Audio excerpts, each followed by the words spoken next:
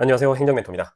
자, 근로장려금 반기 신청이 9월 15일까지입니다. 오늘은 근로장려금 이제 지급액에 대해서 한번 같이 살펴보려고 하는데, 여러분 근로장려금 최대가 얼마인지 알고 계신가요? 검색을 해보면 쉽게 나옵니다. 단독 가구의 경우에 165만 원이 최대 근로장려금인데, 아마 한 번쯤 생각을 해보셨을 겁니다. 근로장려금 최대로 받으려면 어떻게 해야 하지? 먼저 문제를 하나 내드리겠습니다. 근로장려금은 소득이 적을수록 많다. OX 퀴즈인데요. 자, 3초 드리겠습니다. 3, 2, 1. 네, 정답은 X입니다.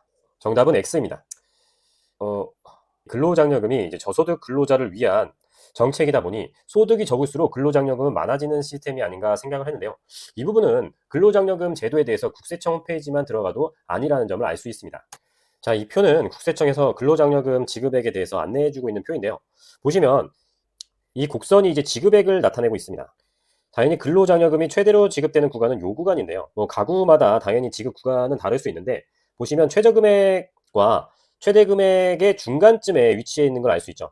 그렇기 때문에 우리가 근로장려금에 대해서 오해를 할 수 있는데, 실상은 어느 정도의 소득은 있어야 근로장려금이 나오는 거지, 정말 일을 거의 하지 않는 사람한테 근로장려금이 많이 가는 시스템은 아니라는 겁니다. 단순히 생각하면 오해를 할 수 있다는 거죠. 저도 그랬습니다. 자, 그럼 아까 말씀드렸다시피 단독 가구는 165만 원이 최대 지급액이고, 헛벌이 가구는 285만 원, 맞벌이 가구는 330만 원인데, 그 금액을 받을 수 있는 구간이 바로 이 구간이라는 겁니다. 단독 가구는 400만 원에서 900만 원, 그리고 헛벌이 가구는 700만 원에서 1,400만 원, 그리고 맞벌이 가구는 800만 원에서 1,700만 원 사이에 있을 때 가장 많은 지급액을 받게 됩니다. 국가법령정보센터에서 조세특례제한법 시행령을 찾아보시면 이 근로장려금 산정표를 확인할 수가 있습니다. 100만 원 이하일 경우에는 근로장려금이 얼마 되지 않는 것을 알 수 있죠. 그렇게 해서 쭉 보시다가 이 음영 표시된 곳은 최대 금액을 얘기하는 겁니다. 이 해당 없음 표시도 보시면 아시겠지만, 이때는 이제 맞벌이 가구라서 해당이 안 되는 겁니다.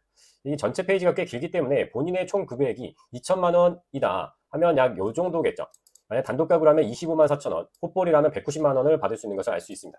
자, 가구마다 근로장려금 지급액이 다 다르고, 또 이제 본인 소득에 따라서 지급액이 다 다르기 때문에 이 표는 각자 한번 확인해 보시는 게 좋을 것 같습니다.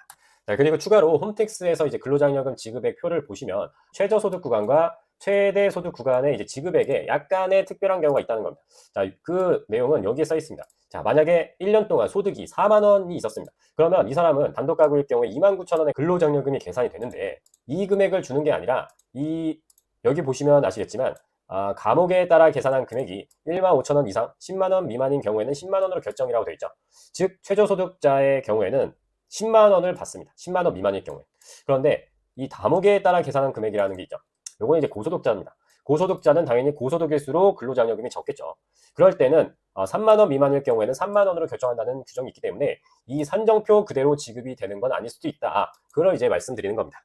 자, 그럼 정리를 하자면, 만약 내가 단독 가구다, 그럴 경우에 내 총 금액이 얼마인지 보면 근로장려금을 대략 확인할 수가 있습니다. 물론 이제 재산에 따라서 50% 감액이 적용될 수도 있는데, 그거를 제외하면 단독 가구 같은 경우에는 총 급여액이 400만 원, 900만 원 미만까지 최대 금액인 165만 원을 받을 수 있다는 겁니다. 자, 그럼 이걸 12개월로 나누면 약 33만 원 정도 되겠죠. 월 소득이 33만 원에서 75만 원 정도면 이제 165만 원이 나온다. 뭐 그런 얘기고요. 만약 헛벌이 가구라고 한다면 700만 원에서 1,400만 원 미만이어야 최대 금액인 285만 원을 받습니다. 자, 여기서부터는 약 100만 원이 이제 넘는 월 소득을 볼 수 있죠. 그리고 맞벌이 가구입니다. 맞벌이 가구 같은 경우에도 사실 근로장려금을 최대로 받는 거는 쉬운 일이 아닌데요.